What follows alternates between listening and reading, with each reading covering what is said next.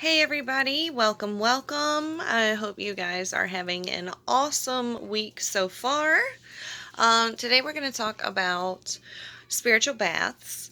I get a lot of questions about them, and I thought it was about time to kind of share some basics with you guys and kind of just let you know a little bit about how they work and stuff like that. So, um, spiritual baths work along a lot of the same lines as other products like your candles and soaps and rollers and things like that, in that they use specific ingredients to either attract things to you that you are manifesting or cleanse you of different things that you've kind of picked up along the way, rather through a particular situation or just in your day to day. Spiritual cleansing is just so important no matter what else you're doing. You need to always make sure that you are regularly cleansing. So I'm probably going to be using that one as an example today. Um, so there's different ways that you can do spiritual baths. Um, there's You can use a bunch of, a plethora of different ingredients for these, which I will go into some stuff really soon. And I realized when I was pulling out all my herbs today that I really need to do like showing you guys my herbal inventory and stuff like that, and going into some of my favorites and stuff as well. So that'll be coming up soon. But you can use a tea bag.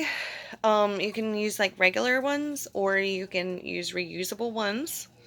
And you can fill these with whatever you're using for that particular bath. And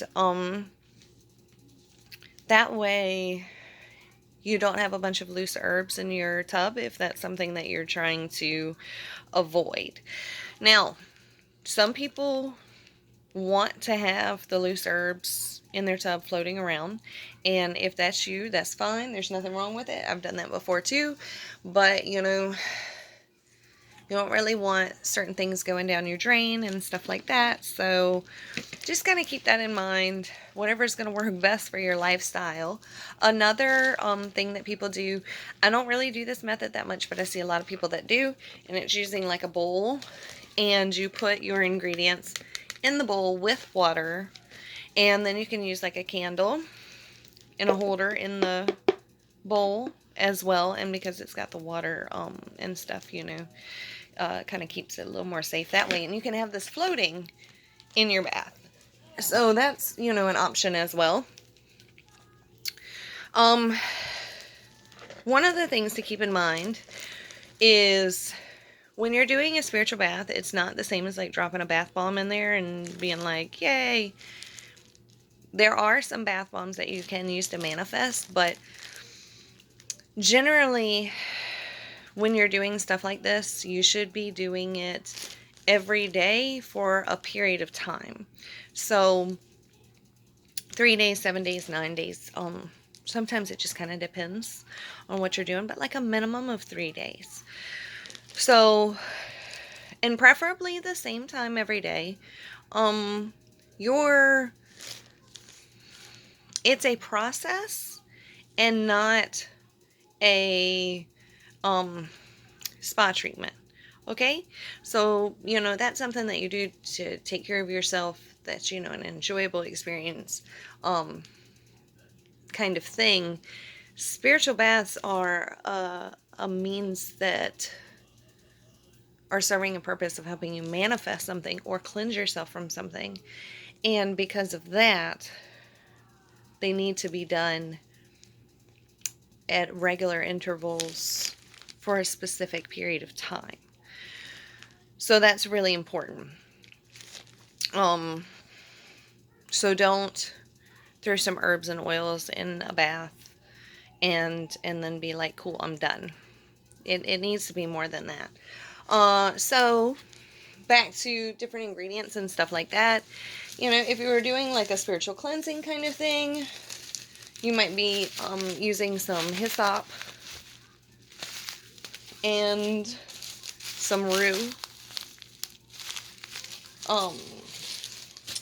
You could throw in some black tourmaline, clear quartz. You could use some Florida water.